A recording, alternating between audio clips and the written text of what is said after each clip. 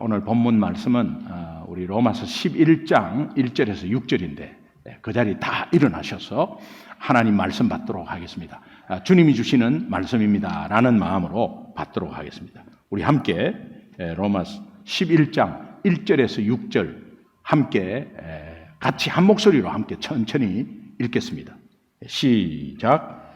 그러므로 내가 말하노니 하나님이 자기 백성을 버리셨느냐? 그럴 수 없느니라.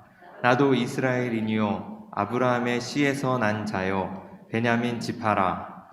하나님이 그 미리 아신 자기 백성을 버리지 아니하셨나니 너희가 성경이 엘리야를 가리켜 말한 것을 알지 못하느냐? 그가 이스라엘을 하나님께 고발하되 주여 그들이 주의 선지자들을 죽였으며 주의 제잔들을 헐어버렸고 나만 남았는데 내 목숨도 찾나이다 하니 그에게 하신 대답이 무엇이냐? 내가 나를 위하여 바알에게 무릎을 꿇지 아니한 사람 7,000명을 남겨두었다 하셨으니 그런즉 이와 같이 지금도 은혜로 택하심을 따라 남은 자가 있느니라. 만일 은혜로 된 것이면 행위로 말미암지 않음이니 그렇지 않으면 은혜가 은혜되지 못하느니라. 아멘. 아멘. 살아계신 하나님의 말씀입니다. 자리에 앉으십시오. 우리가 무슨 일이 잘 되었을 때 축하합니다 뭐 이렇게 하면 우리 믿는 사람의 입에서는 하나님의 은혜입니다 이렇게 이제 말하시죠. 예. 그리고 또 굉장히 어려운 일을 겪었는데 그래도 능히 이렇게 잘 견디고 일어서신 분들 만났을 때 이렇게 위로의 말씀을 조금 드리면 그분의 입에서 하나님의 은혜입니다. 네. 이 말이 어떤 의미인지 정말 함축해서 하는 소리인데 하나님의 은혜입니다. 이렇게 말합니다. 우리는 은혜 가운데 살고 있어요. 우리 삶이 우리 삶 자체가 은혜입니다. 예수 믿는 삶은 우리 삶 자체가 은혜입니다. 그런데 이것이 은혜 도가니에 너무 빠져 있다 보니까 그 속이 은혜인지를 모르고 살 때가 너무 많고 그러면서 어떤 상황이 왔을 때 또 불평하고 또 원망하고 자기가 깔아지면 되는데 이것이 왜 위험하냐면 옆에 사람한테 화살이 되고 얼굴이 찌푸려지고 그렇게 하는 거예요. 그래서 우리 성도님들이 어떤 일이 있어도 만날 때는 굉장히 뭔가 이렇게 시비 걸라고 이렇게 해서 만남이 되면 안 돼요. 그냥 서로 웃고 격려하고 서로 존중하고 이제 그런 의미에서 보면 우리 은혜에 거하는 사람들은 삶 자체가 다르다 그런 생각을 합니다. 한때 굉장히 많은 분들이 책을 읽었는데 이 필립 얀 씨라는 분이 놀라운 하나님의 은혜라는 책에서 은혜란 하나님의 사랑을 더 받기 위해서 할 수 있는 일은 아무것도 없다. 이제 그렇게 말합니다. 은혜를 더 받기 위해서 하나님의 사랑을 더 받기 위해서 할 수 있는 일은 아무것도 없다는 것 자체가 은혜다. 뭔가를 많이 해갖고 받고 적게 하면 안 받고 하는 게 은혜가 아니다. 그러니 예수 믿는 하나님의 자녀는 그 은혜 안에 다 있는 거예요. 믿으시면 아멘. 이 의미는 인위적으로 노력해서 하나님의 사랑을 받아내는 것은 불가능한 것이다. 인위적으로 노력해갖고 하나님의 사랑 받는 거 아니다. 이제 그런 의미입니다. 또 따라서 은혜란 이렇게 필립 얀 씨가 쓴 것을 보니까 은혜란 무엇으로도 하나님의 사랑을 약화시킬 수 없다는 거다. 이 의미는 내가 잘못하고 죄짓고 실수하고 좀 넘어진다고 해서 그것 때문에 하나님의 은혜가 하나님의 사랑이 약화되거나 사라져버리는 것이 아니다.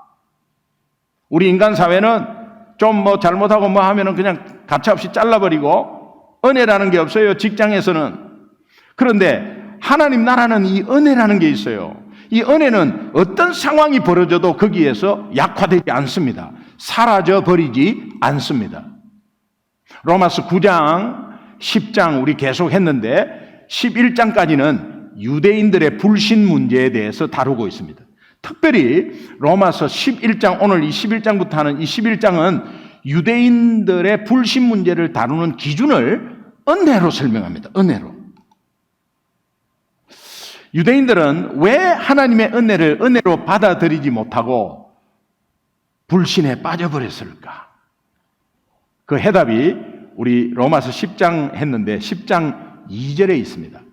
그 10장 2절에 보면은 내가 정언한다 하면서 사도 바울이 말합니다.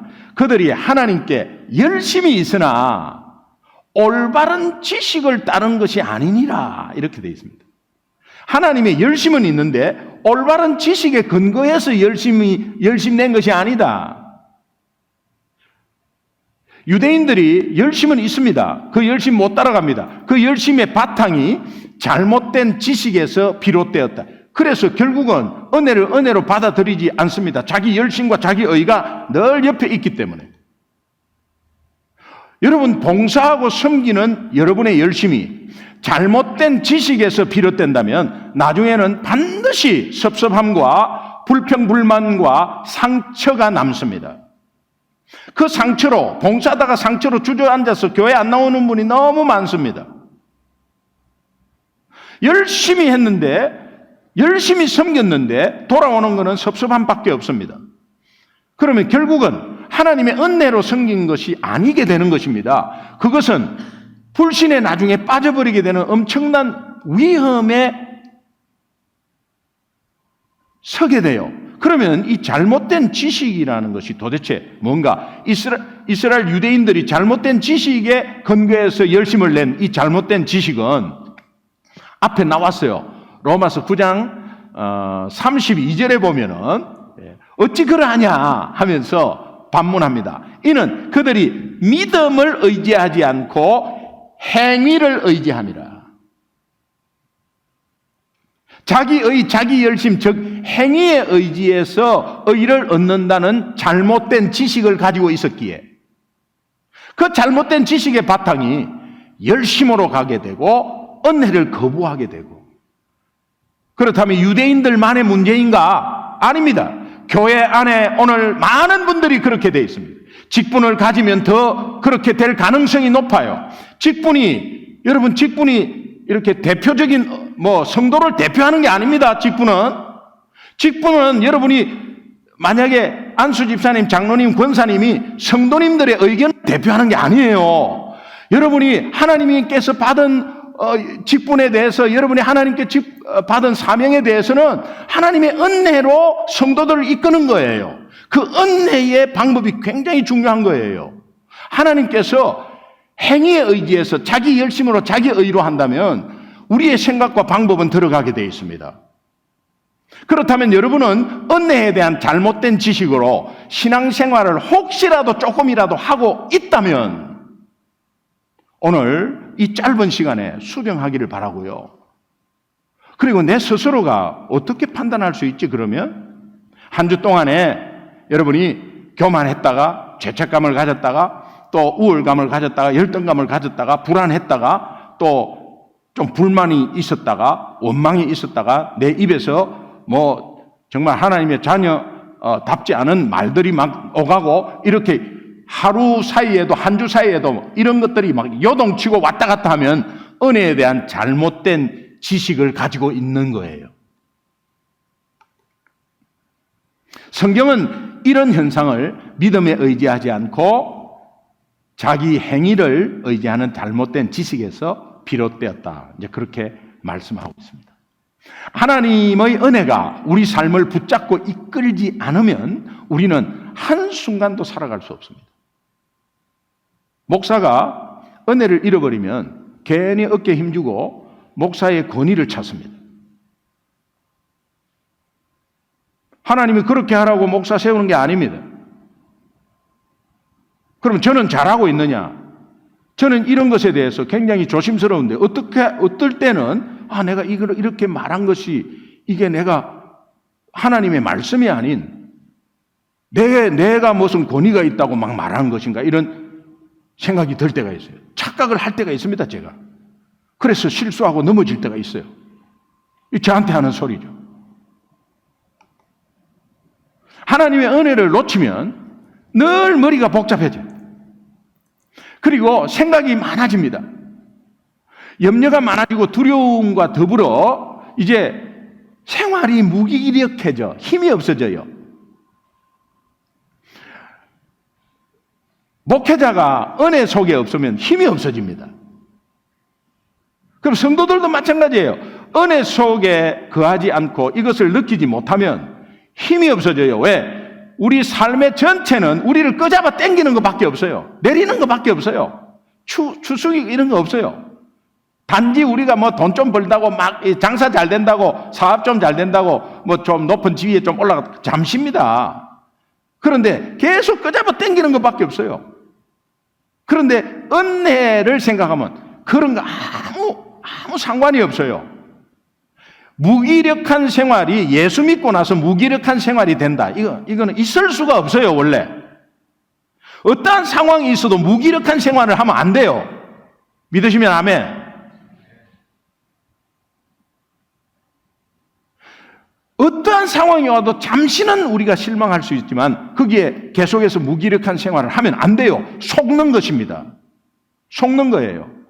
그리고 내가 좀 짜증나잖아요. 그러면 내가 짜증나면 되는데 내 가족한테 여파가 있고요. 또 우리 지체들한테 여파가 있어요. 그래서 그게 굉장히 위험한 거예요. 그러면 다른 종교, 예수 안 믿는 사람은 똑같습니다. 예수 안 믿는 사람이 그렇게 살거든요. 다른 종교가 그렇게 살아요. 은혜라는 게 없기 때문에 그래요. 모든 종교는 하라고 하는 행위, do를 강조합니다. do. 뭐 하지 마라 하는 것도 do죠. 예, 하라 하지 마라 하고 모든 종교는 그렇게 되어 있습니다. 그래서 do를 강조합니다. 그러나 기독교는 한마디로 다 이루었다 하면서 done을 강조합니다. do와 done의 차이가 무엇입니까? do는 행위를 강조하는 거 아니에요?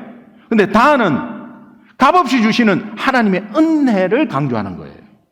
이미 다 이루었습니다. 이미 다 끝냈어요. 여러분이 안 하셔도 돼요. 이미 다 끝냈어요. 끝냈다는 것을 알고 감사함으로 받아들일 때 능력이 있는 거예요. 바울 자신이 경험한 하나님의 은혜를 고백하는 대표적인 말씀이 고린도 전서 15장 8절이에요. 맨 나중에 만삭되지 못해서 난 7삭동이 8삭동이 내 맨 나중에 만삭되지 못하여 난 자 같은 내게도 부족하고 연약하고 너무 연약하고 제대로 된 것도 없는데 그 만삭되지 못하여 난 자 같은 내게도 그분은 보이셨다는 거예요. 내게도 보이신 사건. 그때 바울은 어떤 상태였는가? 만삭되지 못해서 태어난 그 상태가 어떤 상태였는가? 고린도전서 15장 9절에 나와 있어요. 15장 9절 우리 다 함께 읽겠습니다. 같이 읽습니다. 시작. 나는 사도 중에 가장 작은 자라. 나는 하나님의 교회를 박해하였으므로 사도라 칭함받기를 감당하지 못할 자니라. 은혜가 무엇입니까? 만삭되지 못해서 난 자처럼 부족함이 너무 많고 하나님의 교회를 핍박해서 은혜 받을 자격조차 잃어버린 나에게도 임하는 것이 은혜예요.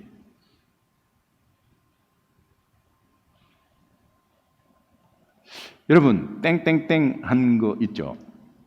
거기에 여러분 이름을 한번 적어 놓으세요.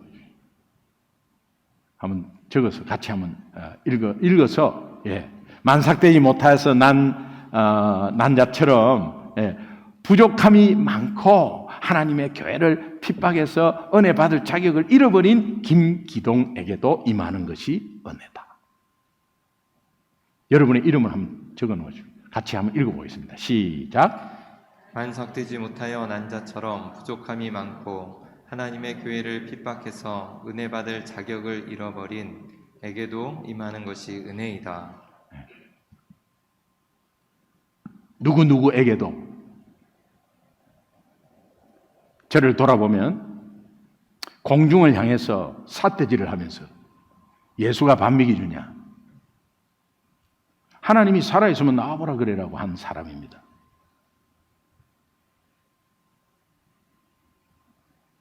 하나님의 교회를 핍박한 사람이에요. 예수 믿는 사람을 너무 싫어했습니다. 신방원 목사님을 밀어가지고 뒤에 벽에 꽈당땅 부딪히게 만들었습니다. 정말 악한 전과범이에요. 캐나다의 어떤 집사님은 저는 짐승입니다. 전 짐승보다도 더해요. 이 악한 전과범이었던 자격 없는 내게도 은혜는 임하셨습니다. 여러분은 돌아보십시오. 우리가 사람을 죽이고 때리고 막 행동으로 그거 한다고 전과범입니까? 여러분도 어떤 면에서는 전과범 중에 전과범 아닙니까? 이제는 그 하나님의 은혜 아니면, 하나님을 욕한 사람이 하나님의 은혜 아니면 단 하루도 살 수 없다고 고백한 사람이 된 거, 이거 은혜 아닙니까? 여러분, 오늘 이 자리에 앉아 있는 것도 은혜고, TV 앞에 앉아 있는 것도 은혜고, 예배를 드릴 수 있는 건강을 주신 것도 은혜고. 그러고 보면 은혜는 시마다 때마다 쉴 새 없이 부어지는 것이 은혜입니다. 지난 한 주간도 많이 부어졌어요, 여러분에게. 근데 그 부어진 것에 도가니에 있었단 말이에요. 그 많이 부어진 것을 모르면서 뒤에서 불평하고 막 인간적인 방법을 생각하고 막 이렇게 하는.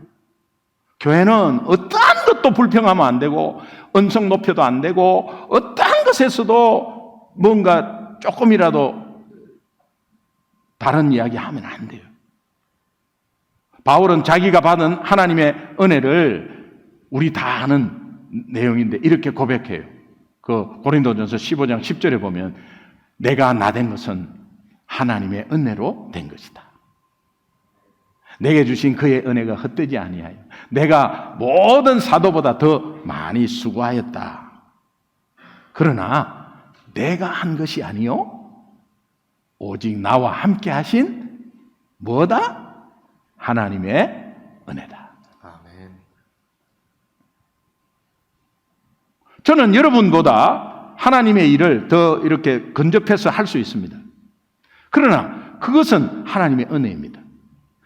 여러분은 저보다도 세상 가운데서 불신자를 많이 만나고 또 세상 가운데서 일을 열심히 합니다. 저보다도 제가 안 하는 일들을 너무 많이 합니다. 하나님의 은혜입니다. 어떤 분은 막 봉사 열심히 합니다. 또 어떤 분은 봉사하지 않아요. 그 자체가 하나님의 은혜입니다. 저 사람은 많이 하는데 와 나는 열심히 하냐? 그거 아닙니다. 하나님의 은혜입니다. 제가 목회를 11년간 해보니까 교회는 기업 같으면 벌써 부도 났겠구나. 그러나 부도 나지 않습니다. 하나님의 은혜입니다. 여러분이 한 주간에 여러분이 열심히 생활 가운데 있어도 교회 그렇게 많이 신경 안 써도 교회가 돌아갑니다. 하나님의 은혜입니다. 물론 신경 쓰겠죠. 그러나 그렇게 막 내 기업같이 내 집같이 막 그렇게 신경 쓰셨나요? 안 써도 오늘 우리는 예배를 드리고 있고 또 교회라는 것이 공동체에 내 속한 공동체가 엄연히 있고 그런 가운데 계속해서 하나님의 은혜로 기뻐하는 교회로 달려가고 있으면 그 속에서 내가 한 지체로서 내가 은혜 받을 때 오고 또 은혜 받고 싶을 때 항상 오고 늘 열려 있는 것 하나님의 은혜입니다. 그런 성도들이 또 하나하나 모여서 예배를 드리는 그 자체가 하나님의 은혜입니다.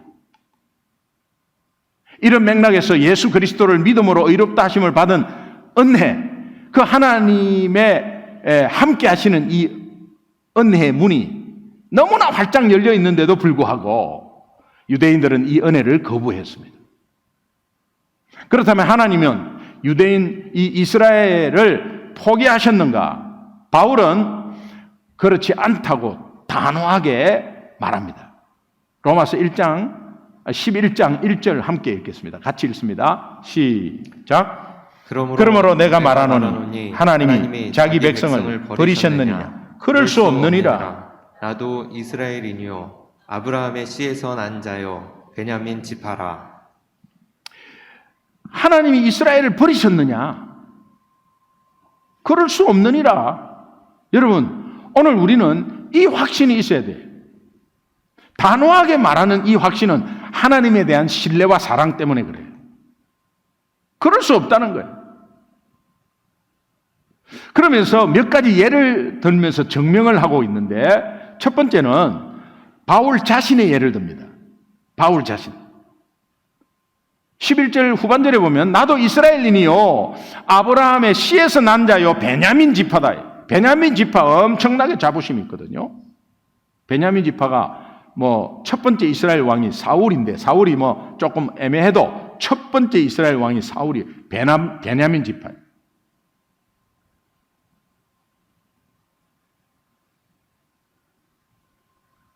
나도 하는 게 이게 핵심이에요. 나도. 나를 보라는 거야. 나를 보라. 나 유대인이잖아. 너희들과 똑같이. 나도 예수 그리스도를 믿고 있잖아. 우리 이스라엘을 버렸냐? 안 버린 것은 내가 믿고 있잖아. 나도 이스라엘이야. 좀 더 자세히 말하면 나도 예전에 너희들과 같이 예수 그리스도를 대적해서 핍박했어. 하나님이 나 같은 이 핍박하고 죽이는데 앞장선 나 같은 사람도 포기하지 아니었었는데 어떻게 너희들을 포기하겠니? 유대인들을 어떻게 버리셨다고 말할 수 있는가? 하나님은 나를 택하셔서 하나님의 구원 사역까지 이루도록 하셨는데,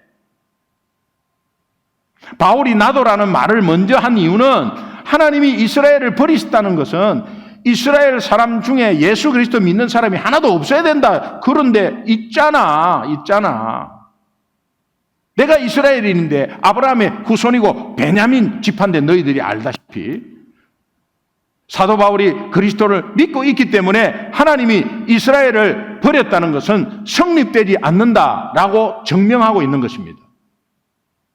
결국은 동족들에게 어떻게 말하는 것인가? 나를 보라. 내가 살아있는 증거야. 나 봐봐. 적용할까요? 여러분, 어쩌고 주변에서 이러면 나 봐봐. 이렇게 말할 수 있나요? 교회가 말이야, 어쩌고, 하긴 그래. 맞아. 네 말하는 거 우리 교회가 굉장히 많아. 그래서 우리 교회는 오지 마라. 혹시 이렇게 하시나요? 하나님의 살아계심, 나 봐봐. 나를 봐봐, 나를. 나도 너희들과 똑같이 안 믿을 때가 있었어. 나는 모태신앙이지만 예수 믿은 지 얼마 안 됐어. 나게 하나님의 살아계심이 정말 진짜 와닿는 경우가 있었어. 그 전에는 너희들과 사실은 교회 다닌다 하지만 너희들과 똑같았어. 근데 나 봐봐.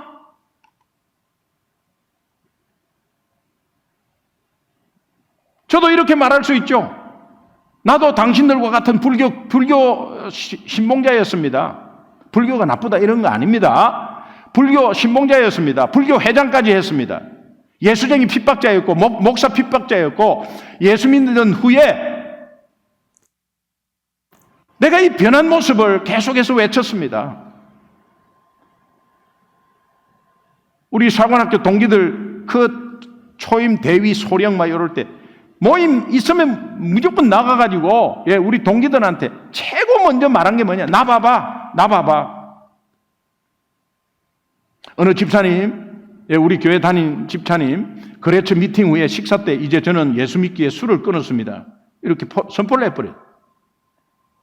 그렇게 말하니까는 그 동석에 있던 다른 거래처 사장님이 사장님 교회 다니셨어요? 예수 믿었습니까? 사실 저도 집사인데 늘 술 먹는 것 때문에 이 마음에 죄책감이 있고 부담감이 있어서 교회에서 막 안수 집사 주는데 절대 안 하기로 했습니다. 그래갖고 이게 술 때문이에요, 사실은. 근데 막 겸손하게 안 한다고 막 이렇게 했지만 속으로는 제가 술 때문에 안 했어요. 그래서 구역장을 하는데 이 구역장이 하려고 하는데 술 먹는 놈이 무슨 구역장 하냐 이래갖고 구역장도 계속해서 3년 전부터 계속해서 거부했다는 거예요. 그런데 오늘부터 저도 술 끊겠습니다. 부어주신 하나님의 은혜는 너무나 많고 너무나 큽니다. 교회 공동체와 리더들 또 여러분이 교회 오래 다닌다고 했던 그런 분들 여러분이 함께 그 은혜 도가니에 있다면 우리는 다시 한 번 더 신앙을 점검할 수 있어요. 신년 금식 기도에 참석하신 모두가 불순종의 영역들을 고백했어요. 그리고 나쁜 습관에 대해서 고백했어요. 그리고 나서 선언적 결단을 선포했어요. 나 이런 것에 대해서, 나 나쁜 습관에 대해서, 나는 이런 영역에 대해서 이제 끊겠습니다.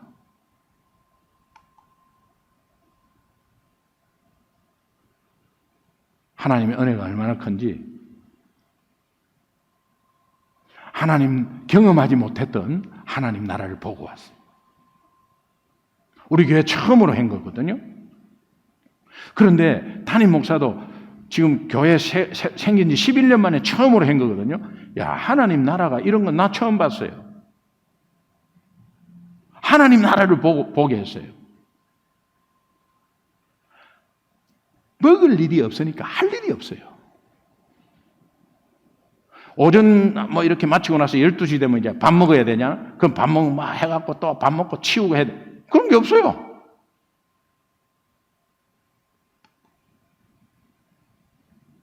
그런데요, 성령과 말씀으로 배부른 금식이 무엇인지를 너무 동일하게 다 똑같이 느끼고 왔어요. 배가 안 고파요.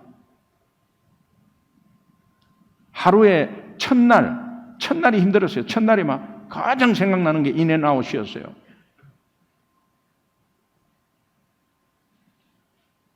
에서가 팥죽 한 그릇으로 장자권을 판다. 100% 이해가 갔어요. 그렇게 먹고 싶고 냄새가 막 안 나는 게 나무 장작 타는 냄새가 고구마 냄새로 나고 막 그렇게 하루를 그렇게 보냈어요. 그런데 하루 지나고 이틀, 3일 배가 안 고파요. 배고픈 광야 3일을 지나면서 사람이 떡으로만 살 것이 아니라 오직 하나님의 입에서 나오는 말씀으로 사는 것이 무엇인가를 배우고 체험하고 돌아왔습니다. 우리 성도님들이 다 이렇게 내년에 꼭 다 했으면 좋겠어요. 이제는 실제로 휴가를 딱 3일간 내고 여름 휴가 3일간 좀 줄이고 수요가 딱 내고 애초부터 선포하고 나는 내년에 초에는 휴가 갑니다. 딱 선포하고 에이구 지만 연말에 저거 쉬고 연초에 쉬려고 그러나 우리 회사를 위해서 금식 기도하러 갑니다 라고 선포하고 우리 모두가 평생 잊지 못할 체험적 경험이었어요. 저는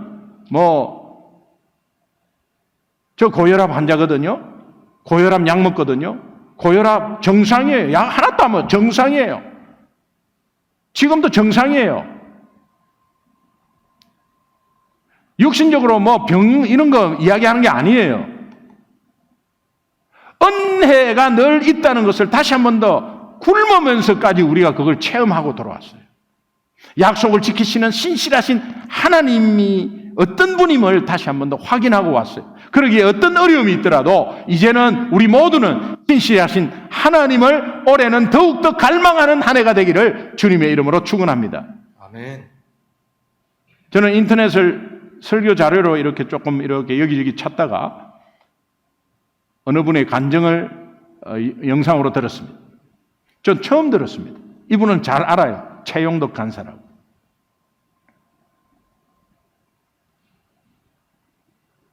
낮엔 해처럼 밤엔 달처럼 하는 그 찬양 작곡하신 분이. 근데 이 딸아이가 간증하는데 저도 같이 눈물을 흘렸어요. 이 딸아이가 10살 때 뇌 종양으로 이제 진단을 받았습니다. 그런 가운데서 은혜 가운데서 쭉 잘 이렇게 한 3년 4년 치료하면서 나아졌어요. 근데 사춘기가 돼갖고 16살 때 딸아이가 그 병으로 하나님의 부름을 받습니다. 여러분, 아이를 키워보면 알고, 우리 오늘 손자를 키워보면 아는데, 그 예쁘게 킨 아이가 얼마나 재롱을 피고 이렇게 자라가지고 이쁘다 금이야 오기야 이렇게 다 키워가지고 16살 되는 때 자기 자식을 잃어버린다고 한번 생각해 보세요. 뭐 생각하기도 싫어요. 그런 잃어버린 상황이 왔습니다. 아빠로서는 억장이 무너지고 너무 사랑했대요. 그리고 이 딸이 너무 아빠를 좋아했대요. 하나님에게 원망이 쏟아나올 상황이고 인생의 허망함과 절망감에 경험하는 상황이었을 거예요. 믿지 않으면요, 술 범벅이 돼서 그냥 다 깽판 치고 다 포기했을 거예요, 아마. 그게 육신적인 아빠로서는 당연한 거예요. 그런데 그런 상황이었을 때 그 상황을 견디면서 지은 찬양이 하나 있어요. 그 찬양이 그런 내용을 듣고 들어보니까 너무 은혜가 되더라고. 너무 은혜가 되더라고. 그래서 이거 한번 우리 성도들과 같이 한번 불러봐야 되겠다는 생각이 들었어요. 그게 뭐냐? 하나님 한 번도 나를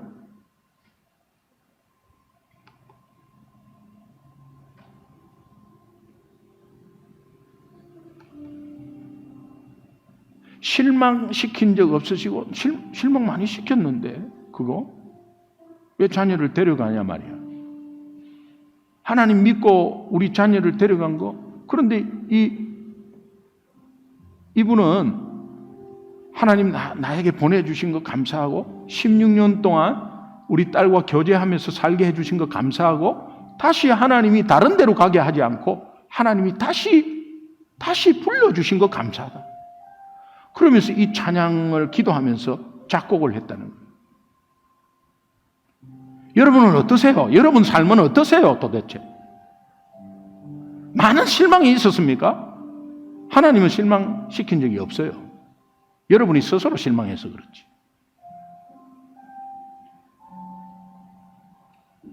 언제나 공평과 은혜로 나를 지키셨는데 그 공평한 겁니까? 근데 이분은 이렇게 고백하잖아요.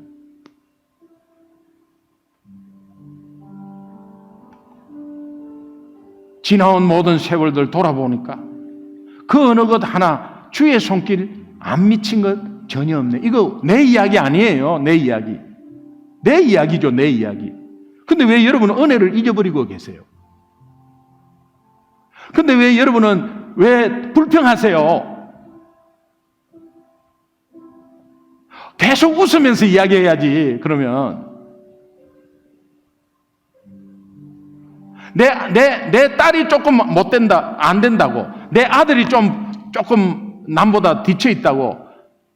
오늘 내 자신이 이웃과 비교해갖고 좀 초라해 보인다고.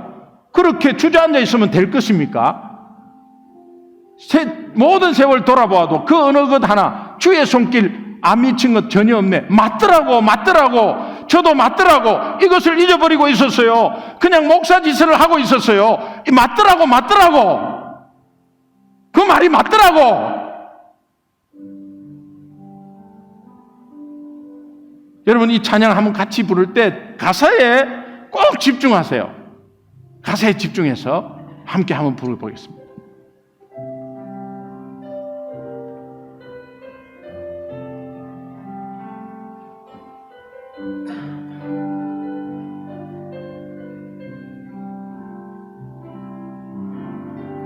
하나님 한 번도 나를 실망시킨 적 없으시고 언제나 공평과 은혜로 나를 지키셨네. 지나온 모든 세월들 지나온 모든 세월들 돌아보아도 그 어느 것 하나 주의 손길 안 미친 것 전혀 없네. 오 신실하신 주, 오 신실하신 주, 내 너를 떠나지도 않으리라. 내 너를 버리지도 않으리라. 약속하셨던 주님, 그 약속을 지키사 이후로도 영원토록 너를 지키시리라 확신하네.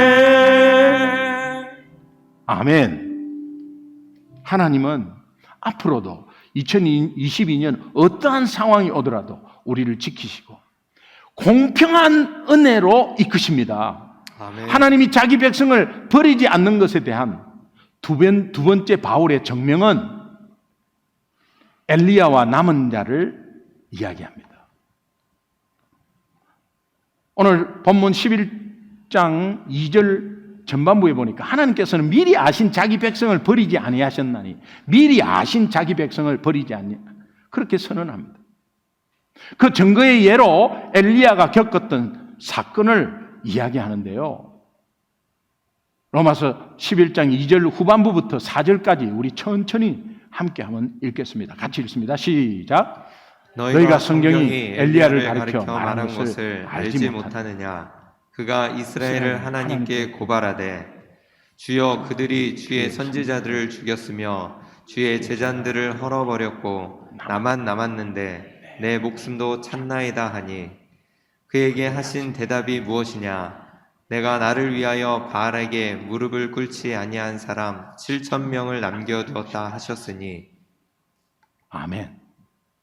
이 말씀의 배경은 엘리야가 바알과 아세라 섬기는 제사장 850명과 혼자 싸웁니다. 갈멜산에서 1대 850으로 용감하게 싸워서 이긴 사건이 있습니다. 그런데 나중에 엘리야는 이 아합 왕의 왕비 이세벨에게 쫓겨가지고 도망 다니다가 이세벨이 죽인다 했거든요.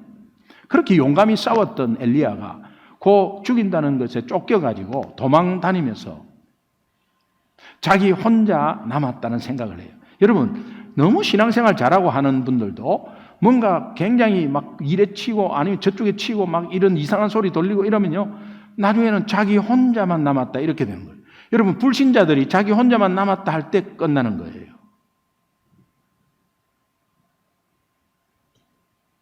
이상한 결단을 하게 되거든요. 우리 믿는 자도 마찬가지입니다. 자기 혼자 남았다고 생각할 때가 있어요. 엘리야처럼.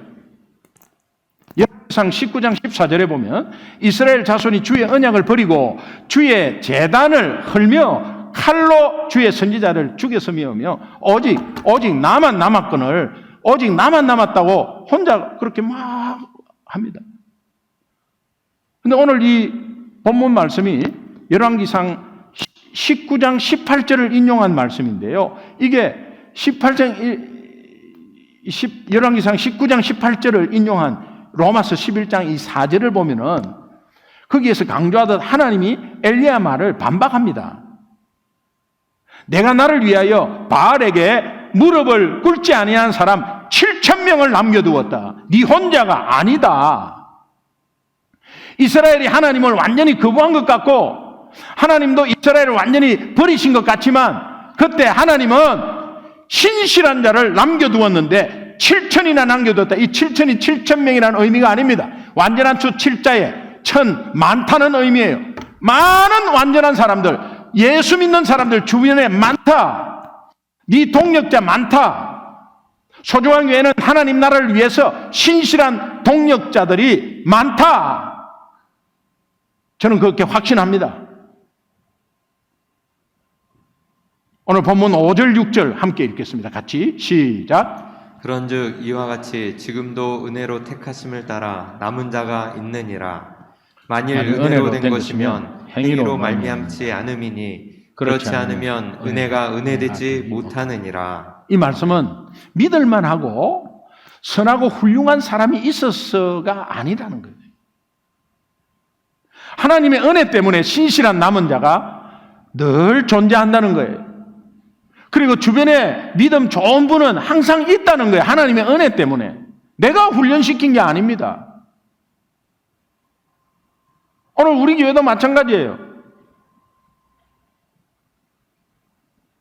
겉으로는 그냥 아무것도 안 하고 있는 것 같지만 거기에 하나님의 은혜가 다 담겨 있어서 다 자기 역할을 다 잘 감당하고 있고 신실한 우리 지체들이 너무 많다는 것을 하나님이 저에게 말씀해 주셨어요. 우리는 아직 잘 모르지만 아직도 내 주변에는 하나님을 신실하게 섬기며 말씀에 순종하는 사람들이 남아 있음을, 하나님이 남겨두었음을 믿습니다. 믿으시면 아멘. 5절에서 말하는 남은 자, 이 순전히 하나님의 은혜로 남겨진 것이지 그들의 행위로 아닙니다. 그들의 잘남으로 아닙니다. 이것은 저와 여러분에게도 충분히 적용되는 말이에요. 결론을 말씀드릴게요. 하나님이 이스라엘을 버렸다는 것이 정말 성립이 안 되는 겁니다. 이게 안 되는 겁니다. 그거를 지금 바울 자신과 엘리야 남은 자를 위해서 내세우면서 증명했습니다. 그 이유는 바울뿐 아니라 유대인들 중에서 하나님의 은혜로 남은 자들이 너무 많다는 거예요. 그래서 이스라엘 버린 것이 아니다. 나만 열심히 하는 것 같고 나만 신실한 것 같고 나만 꼭 순종하는 것 같고 다른 사람은 왜 저렇게 순종 안 하지? 내 주위에는 순종 안 하는 사람 투성이고 내 주위에는 말 안 듣는 사람 또 열심히 안 하고 빈들빈들 노는 사람 많은 것 같지만 하나님은 내 주위에 신실하신 7,000명을 타협하고 변명하는 사람들이만 있는 것 같지만 우리가 가져야 할 성경적인 해답은 하나님의 은혜로 우리가 알지도 못하는 신실하고 순종하는 남은 자들이 내 주위에 7,000명이 있다는 사실을 믿으시기 바랍니다. 그 7,000명이 온전한 한 사람일 수도 있어. 그 7,000명이 3명일 수도 있어. 그 7,000명이 10명일 수도 있어. 그러나 분명한 것은 하나님이 내 옆에 그렇게 두셨다는 거예요. 여러분의 귀한 동력자는 가정에 있습니다. 우리 소중한 교회에 있습니다. 여러분이 보시기에 하나님이 포기한 것처럼 보이고 내가 사실은 포기했는데 하나님이 포기하신 것처럼 보인 전도 대상자 있죠. 그것은 내가 생각하기에 저 사람 절대 안 돼. 아무래도 안 돼. 라고 포기한 사람. 내가 포기했지 하나님은 포기하지 않았다라는 걸 오늘 말씀하시는 거예요. 하나님의 때에 바알에게 무릎을 꿇지 않는 7,000명을 남겨두실 것을 아니 저 사람도 지금은 아니지만 7,000명이 될 것이라고 기대하며 포기하지 말고 전도하는 거예요. 제 아내가 자기를 핍박할 때 그래도 예수 믿으라고 한 거 이까지 몰랐겠죠. 그런데 예수 핍박하고 나서 예수 믿고 나서 바알에게 무릎 꿇지 않는 7,000명의 용사로 세워주신 줄 믿습니다. 아멘. 여러분도 마찬가지다. 어떻게 이렇게 할 수가 있겠어요? 우리 친구들이 다 말합니다. 기동이가 예수 믿었어? 세상 뒤바뀌겠네 이랬습니다. 제가 이상하게 놀았다는 게 아니고 예수 믿을 애가 아니다. 이게. 저도 이렇게 될 줄도 몰랐고요. 여러분이 미국에 와서 살 줄 알았겠습니까? 하나님의 뜻이 계셔서 여기에 우리를 모이게 한 거예요. 그 뜻을 찾아야지 자꾸 내 생각과 내 지식과 이러면요 여러분이 은혜 가운데 있지 않음을 빨리 깨달으셔야 돼요. 은혜 가운데 있으면요, 절대 그렇게 생각하지 않아요. 저거 왜 저래, 저 상황에서는 저러면 안 되지. 뭐 이렇게 하는 거 아니에요. 교회 안에서는 절대 그렇게 하는 거 아니에요. 예수 믿는 사람은 절대 그렇게 하는 거 아니에요. 이 상황에서 하나님의 뜻이 분명히 있을 거야. 그러나 저런 연약한 사람이 이렇게 보여도 내가 보이는 거지. 하나님은 7,000명으로 세워줄 거야. 하나님 감사합니다. 저들을 7,000명으로 세워준 줄 믿습니다. 이렇게 기도해야지. 한마디로 말하면 우리는 하나님의 은혜에 대하여 다시 눈을 떠야 한다. 아멘. 한 주간 동안도 나에게 주신 하나님의 은혜가 너무 큽니다. 그러면 앞으로 우리가 주어진 한 주간 새롭게 이 은혜에 눈이 떠지는 역사가 있기를 바라고, 그 은혜를 담대하게 이웃과 가족에게 전하며 실천하며 사는 여러분 되시기를 주님의 이름으로 축원합니다. 아멘. 우리 함께 기도하겠습니다.